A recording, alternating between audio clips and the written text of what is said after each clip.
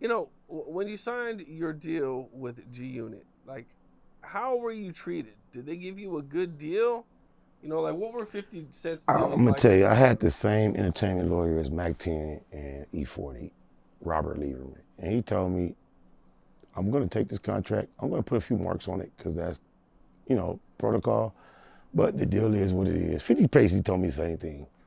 The deal is what it is. You can send it to your lawyer, but the basics of the deal is not gonna change. Just take it or leave it, basically. It was a $650,000 deal. Let's go. So if I had to break down all the intricacies and the details, I'm not capable. But I did do my due diligence and hire Mac 10 and E40's lawyer. He oversaw everything, Robert Lieberman, and basically told me, you sign it or not. They're not gonna, but he did his due diligence. He said, I'm gonna work some shit up and see if we can get him to budge here and there. But the basis of the deal is what it was. It was basically the same deal that Game got. Would you say it was a fair deal? Yeah, but only thing he didn't deliver on his end. He never Okay. he never fulfilled his part of it. I never cut an album or it was promoted. All I ever got the advance, and I was able to have cameos and videos. That was basically about it. He never did anything about it as far as promotion or developing my career whatsoever. Do you think that his fallout with Game had any effects on him not wanting to work with you? No, I never, no. I think that was one of his main motivations of wanting to work with me. However, I met him in '04. '05, my G homie, Big Spotter, my brother, caught a case, which he's still in jail on from right now. And I can understand why, as he caught that case, he thought it was wise to go in there and say, hey, I ain't robbed nobody. What I look like robbing somebody? 50 Cent just signed my brother and gave him $2 million. Go look at my website, spotterload.com. I believe those people have tapped 50 on the shoulder. When you go to spotterload.com, not only do you see pictures of me and my brother with piles of money and weapons that we didn't get for 50 Cent, that we got illegally, you also see us there with pictures next to 50 Cent at video shoots. He had 2 crimees. All 3 of their bails was $100,000. Once he told the police that, the very next day his bail shot to $10.5 million. This was '05. He hasn't been home since for a robbery. There is no way in the world you could tell me the people haven't asked 50 something about that case. That was in '05. There's another case. Wait, he got a robbery and nobody died? Nobody died. It was a robbery for like a large amount of pound of weed and like 6 figures, like 6, I don't know what the number was. Was it a home invasion? Yes. That's Yes. probably why. Out in Riverside County. Yeah. Yeah. But on top of that, there's also a murder that took place in those days. And somehow, because whoever thought whatever, there's a claim or statement, there's paperwork floating around that says this was a hit provided with G-Unit money. These are things that 50 has never spoken to me about, that I know for a fact are true, that caused me to believe he got spooked, bro. Got scared. Especially when he know certain residents were shot up in Glendale, even though we knew, whether it was Jimmy Henchman or Tony Yayo Graham. I remember it was just a thing about houses getting shot up. I'm a G-Unit crib. Houses started getting shot up in Glendale, California.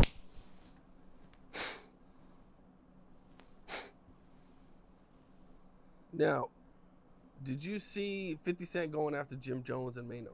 Very vaguely. I'm so unimpressed by that type of shit by a grown-ass millionaire. I kind of see it, but no, I don't have no real, I kind of, like, what did you want to ask me? I kind of. 50's threatening to buy their building because he says they're $180,000 behind on their rent. This is just typical 50, if you with 50, he goes and buys your shit. Or, like I just really found out too that BMF is no longer on the Stars website or in the app or anything to do with Stars anymore. So I thought it was crazy. Imagine when Hollywood could bury a real street legend, bro. A gimmick. I remember Suge telling me before I ever met 50, ever thought I would meet 50. I remember standing in a Death Row parking lot it was some 50 Cent music playing, or the moment was 50. I remember Suge smoking a cigar telling me, don't worry about that. That's just a gimmick, watch. I'm thinking Suge a hater. Then I end up meeting 50 going, and I've been counting you as a hater. But now, Meech, everything Meech meant to the culture. BMF. Cause this cornball that don't even know how to mediate shit with his firstborn son says so. Now BMF lost value?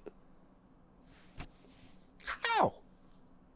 That lets you know the game is being affected by the squares more so than the squares affecting the game, bro.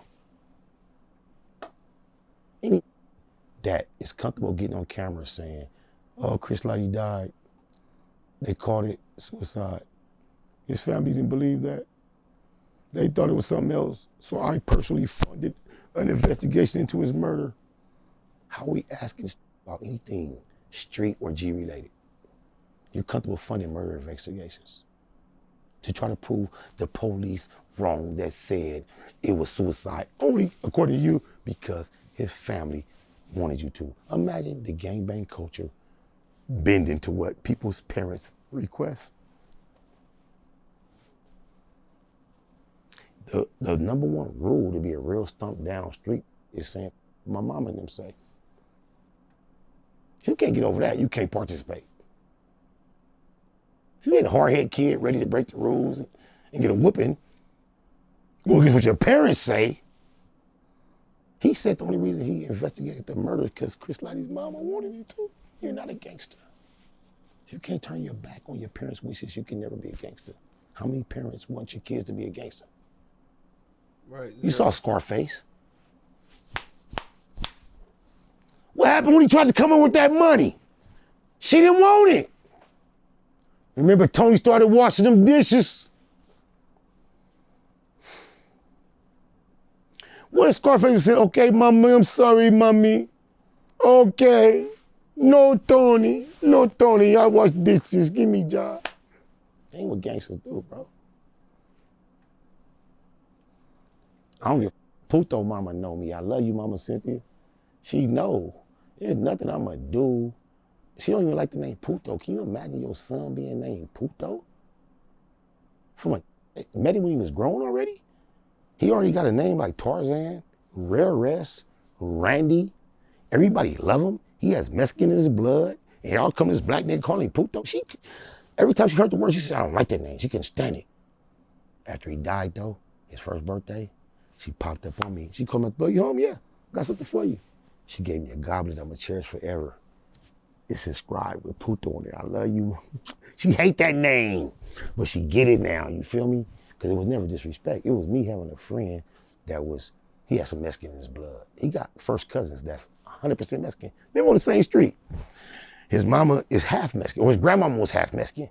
So just me talking shit, kicking with him, every time I was like, hey, he's a Puto. It was just that. It never meant you's a bitch. It was just, that's like a cuss word for Mexicans. And I'm finna tell you, and next thing you know that everybody, I don't know, to this day we don't know how it turned into his name. Of course, never calling my dog no bitch, but it was just me, you see. Sometimes nicknames be like that. You see T-Rail and Smack, bitch, that's me calling Puto a Puto. Yeah. Hey, it's Puto. And it just turned into his name, bro. So many times we get in places and people like question it, and he has so much confidence and so on. You don't gotta explain it. Yeah, think what you wanna think. E double, 3 up top to my low. All right, well, Spider Loke, man, I appreciate you. Hey, Count Capone, I see you having a lot of repeat personalities. A lot of what? Repeat personalities. Okay. Who might not be viral. They might not have nothing new to say. Makes me think you kind of respect what they have to say about anything. And I think you, from my perspective, like you're building something. I want to be part, bro. So if you got recurring guests that come through and help you build your content creation, being one of your day unos from this last chapter of your shit, I want to be a part, bro. Okay, I will. I'll try to get you in more. I think like we talked about, I got my studio coming, so that's gonna definitely open things up for me. Appreciate to bring it. more Shout out to Bosco, just to be Google. To Bosco is one of the person I love the way you keep the homie on deck, bro. I love it. Appreciate you for appreciating the culture. I don't know y'all personal relationship, You see Bosco ain't thirsty to do a lot of content, but I see you keep him on deck. I appreciate that. Yeah, for sure, for sure. All right, bro. Appreciate you, man. Gita, gratitude is the attitude. That's Gita. That's what it is. What's up? This is Cam Capone. We got more content like this coming soon, so hit that like button, subscribe, and stay locked in to Cam Capone News.